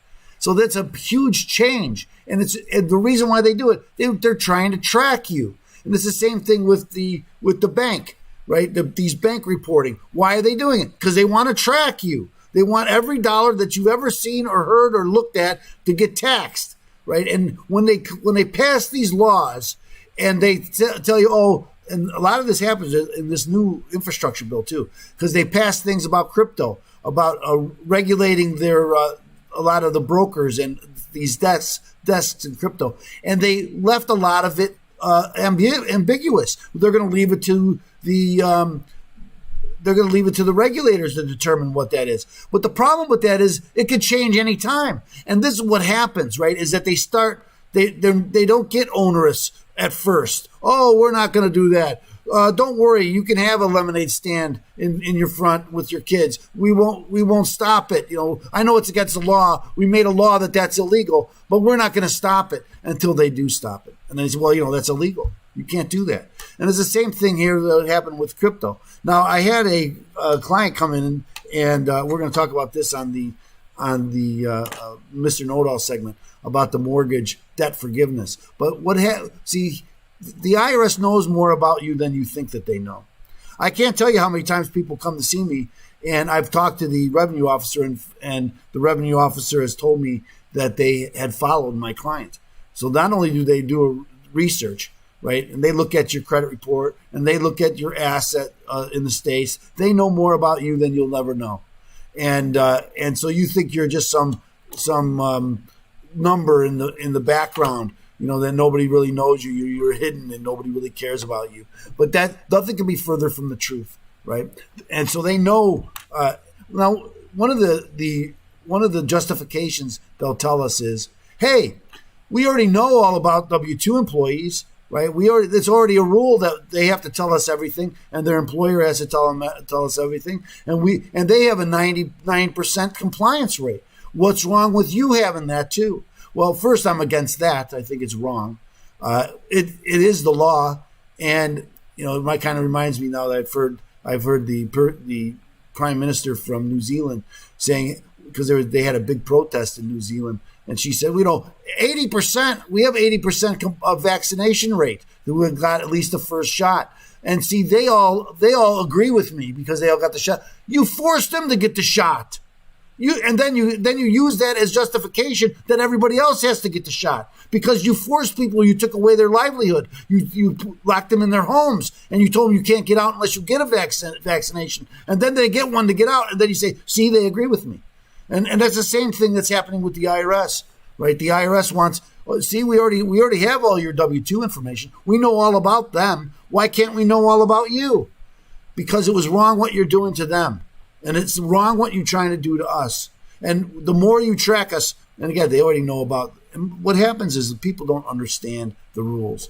And so when you try to become a entrepreneur and you want to start trading, so I had someone call me this week, and he started trading on his own account. And he didn't understand the wash sale rule. Now, I'm not going to get into what the wash sale rule is. But if you're a trader, if you trade stocks and bonds, it's very important to know it because it affects how much you're taxed.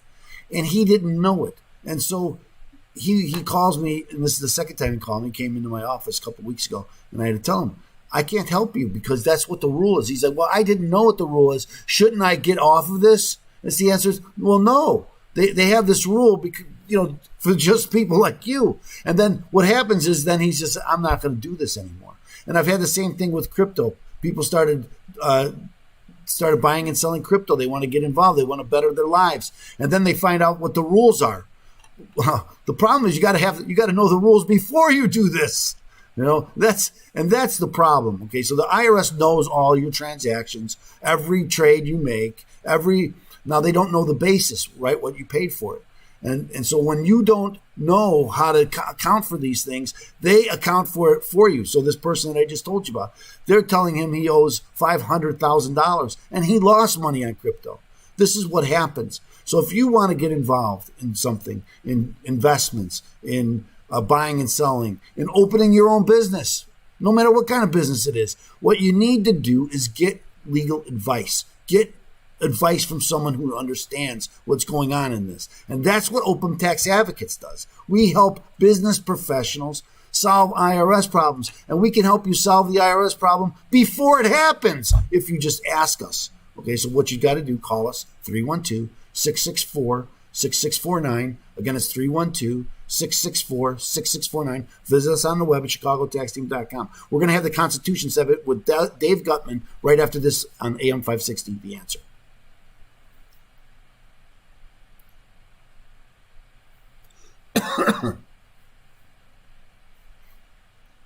You told me not to worry about going over.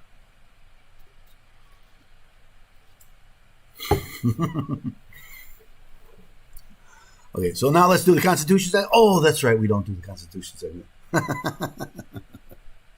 Now we're going to do... Let me see if I can find this, the mortgage. Okay.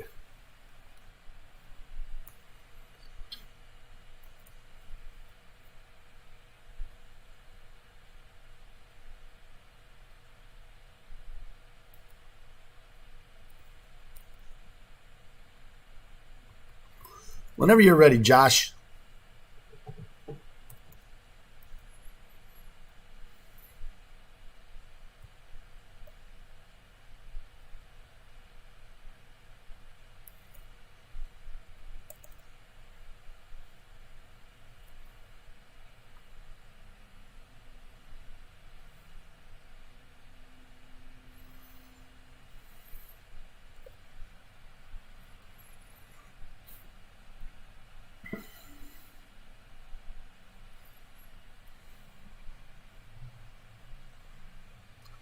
Yeah, I am the tax man here on AM 560. The Answer. There is no other, I hope. Anyway, I'm here today with our technical producer, Joliet Josh, and you, the listener.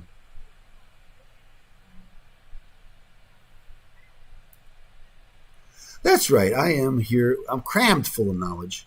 And I wanted to talk a little bit about the Mortgage Debt Forgiveness Act. Okay, it's called the Mortgage Forgiveness and Debt Relief Act.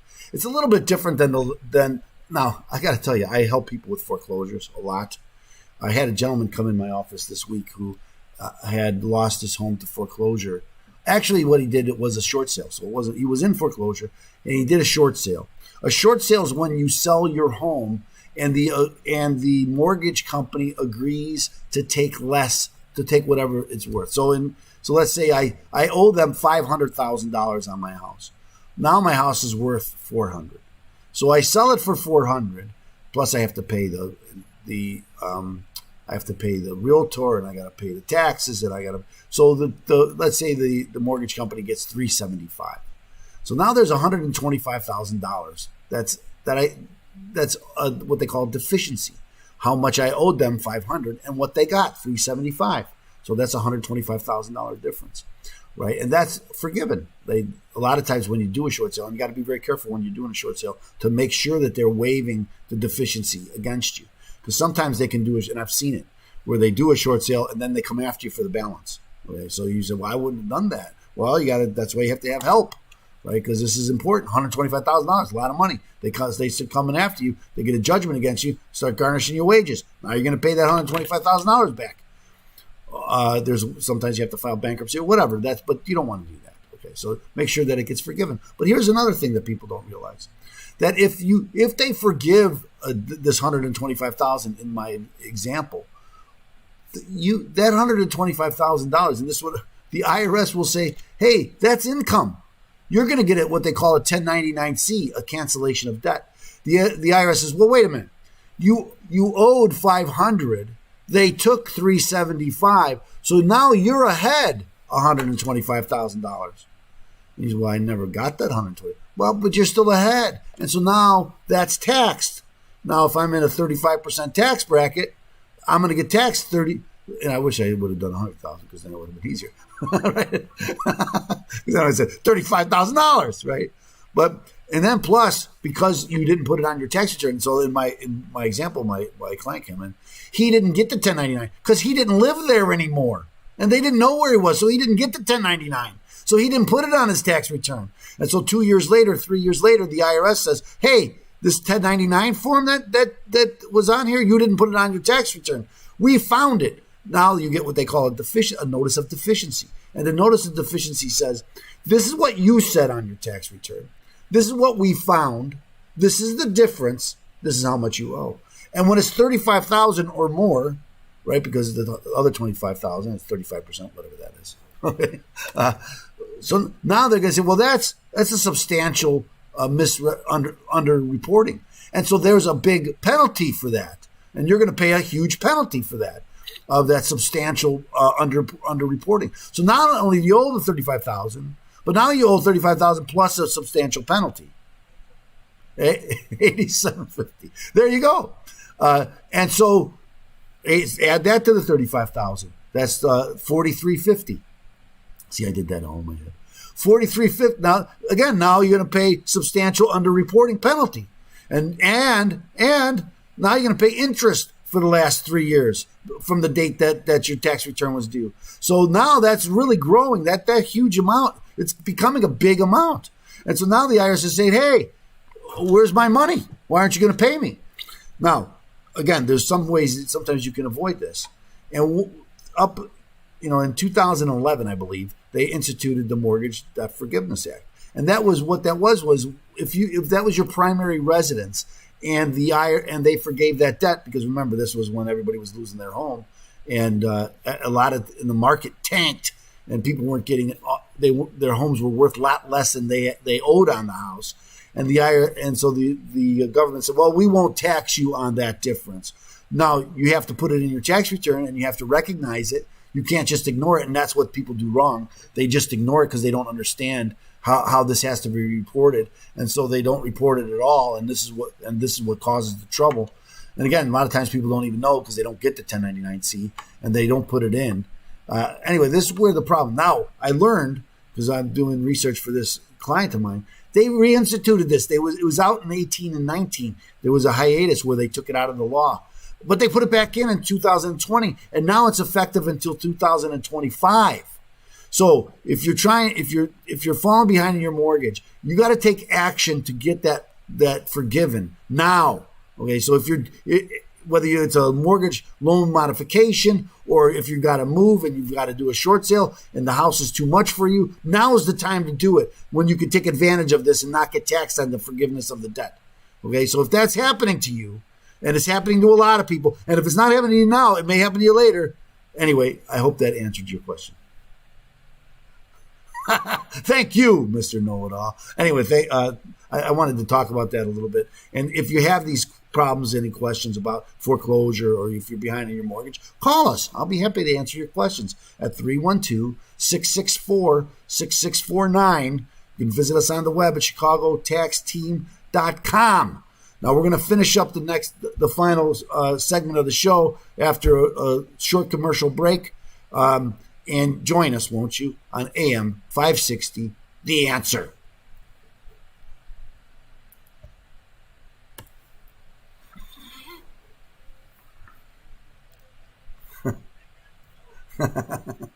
I know, I really didn't even talk about what I wanted to talk about.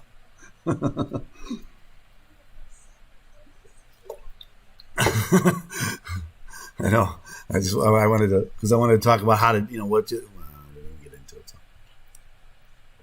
It is amazing when this happens, and this client that came to see me, they're after him for over $150K, and he's flabbergasted.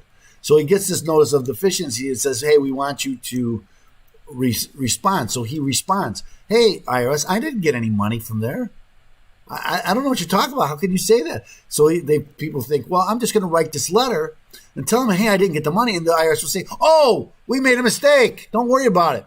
But what he didn't realize is that there was he had 90 days to file a tax court case to secure his right to appeal. And that's long gone. It was in June. Now, we might still be able to go back and amend his tax return and save him. And that's what I'm hoping that will happen. But people just believe, I'm just going to write the IRS a letter, and they'll say, oh, you're right, we're wrong, don't worry about it. But when they're coming after you and they're saying that you owe $100,000, $30,000, $10,000, it's again, the more it is, the more likely it is that you need help, because then it makes sense to get help, right? If I can avoid a $150,000 problem, what is that worth? Right. Now, I'm not even talking about the money. How about the headache and this guy says, I can't sleep at night. This is driving me crazy. I've been battling this since like April or May of this year, and it's really troubling him. And he could have avoided all that.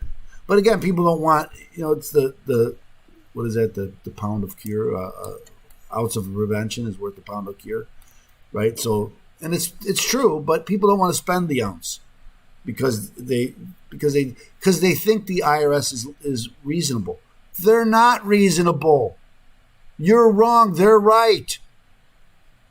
Again, especially when starts getting up to 150,000. I don't know if you get a notice from the IRS and it says you owe $150,000, even if you know they're wrong, especially if you know they're wrong, get help, right? Because that's what. Don't let it get to the point where you can't fight them anymore. Because once they determine that you owe it, you owe it. And whether they're right or wrong, now they're right. And so you got to fight it right from the beginning. And you need people who understand how to fight it. That's just the way it is. And I hate to tell people that. It's a terrible thing that you need a lawyer to protect you from the IRS.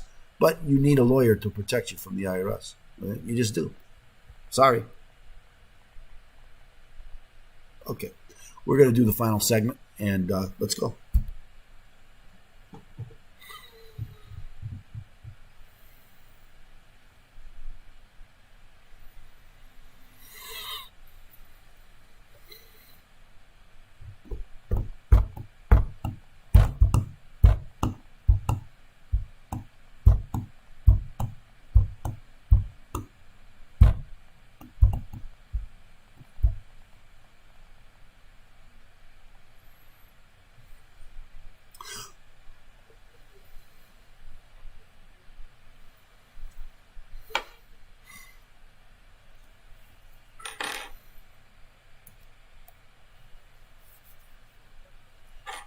Well, thank you for that, Joliet Josh. I appreciate that. Go to listen to his podcast, the Man Note. I like to get him talking about sports because then you could see the passion. So we're going to have to get him to talk about it. But before we get him to talk about it, I'm going to talk about the Barbecue Authority. And we had an event last Monday. Well, I'm not going to all these events. And last Monday was the Bears game, obviously. The Bears. I don't know if you see. I have a clip in there from the that movie Christmas Story. The Bears. You mean the Chipmunks, the Chicago Chipmunks. That one too. And the Monsters of the Midway. You mean the Chicago Chipmunks. Unfortunately, that's the truth. They had every chance in the world. But they didn't. But I want to go back to the Barbecue Authority and the Fireplace and Chimney Authority guys, Adam McMahon and that crew. I saw them last Saturday at the Freedom Summit. They were a sponsor there. Adam McMahon came up and did a little talk about his company and what makes them different. And it's a great company. If you're having problems with your fireplace, you want to get it replaced. Any gas fire, any fire pits, barbecues. They donated a large green egg for our raffle to help the school. There's a school close by to us in Waukegan. I think it's Mother. I'll have to remember the name. But it's a school in Waukegan that from our church that we help, and the proceeds went there. We raised about $2,000. Thanks to Adam McMahon and the folks at Barbecue Authority. So I want to thank them so much. I had to stay to the end of the game because I was there. We did the third quarter. But it was good. I also want to thank the people at Rosati's in Bannockburn because they provided the food. We had just enough. I got enough food for 40 people, and we had about 33. It was just enough. 40 wouldn't. I don't think we would have made it at 40, but it was just enough food. We had pasta and meatball sandwiches, and beef sandwiches, and sausage. It was awesome. So I want to thank them also. We're gonna, anytime it's great to have sponsors and people who are supporting you when you're doing these events, and because we help so many people and they help us help them. So thanks so much. And I want to tell you, the listeners of this show how much I appreciate that you listen to this show. Again, I encourage you to go to these events from 560. Great people. I love to meet you. I love to meet the listeners. I think I come in my office the other day too. You're like a celebrity. I'm not really a celebrity, but if you heard me on the radio and then you meet me, you say, it is interesting. But again, I encourage you, come on out. Love to have you. You'll have a great time, and then you'll say to yourself, "Why don't I do this more often?" And then we'll have more, and then you can go to those too. Because we had a lot of fun. I met some friends of mine that just happened to be there, didn't know that I was there, and I got an opportunity to get them to meet Ted Cruz and take pictures with them. It was a lot of fun. So come on out to those events. Call Open Tax Advocates if you're having trouble. Listen to Trust Radio Network next Saturday when we have Dave Guttman from Coinflip. And again, join us next week here on AM 560, The Answer for the IRS Radio Hour. Now, coming up next is Shalom Klein. Stay tuned here on AM 560, The Answer.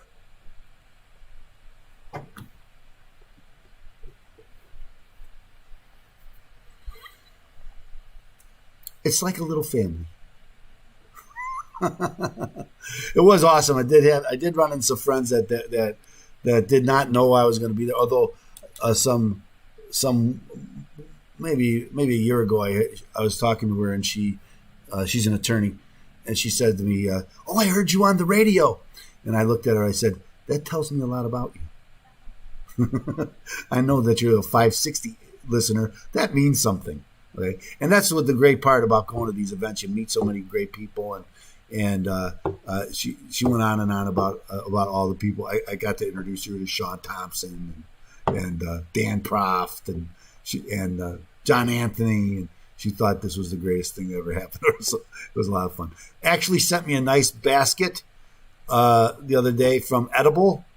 and I would say that I've seen these baskets, but this it was very generous and very nice of them. I wish they wouldn't have done it, but thank you. But it was they had these, right? They have the pineapple, big pieces of pineapple, half dipped in chocolate, and strawberries all dipped in chocolate, and it was. I ate a lot of fruit the last couple of days with a lot of chocolate. It was awesome. So thank you so much. I appreciate it. So thank you. Hope join us next week here for the podcast. I forget who's going to be. Is next week Thanksgiving? Is it the week after that? I got who we got coming in next? Let me see if I got someone. I better have someone coming in next week. Maybe I don't. Maybe I better get on the stick and get somebody in. Let me see who we got. I did a pretty good job. I was like 2 months. I was like 8 weeks or 9 weeks ahead of myself, and then I kind of back off. It's like, oh, I got everybody. Then 2 months goes by like this, and then I know I have an attorney on Tuesday, November 23rd. Doesn't look like I have anybody booked for next week. I was going to plug them, which I usually don't do because I run out of time. But let me see this. I think I'm caught next week. I'll find someone. Again, I have a whole host of. I sent out a bunch of invitations. I'll have to follow up. No, I don't have anybody on. Yelena Schwartzman's going to be on the week after that. So I'm running out. I ran out of time.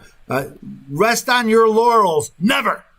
Right. So I wish I could plug someone, but I can't. So we'll see you next week here on AM 560 The Answer. Thanks so much.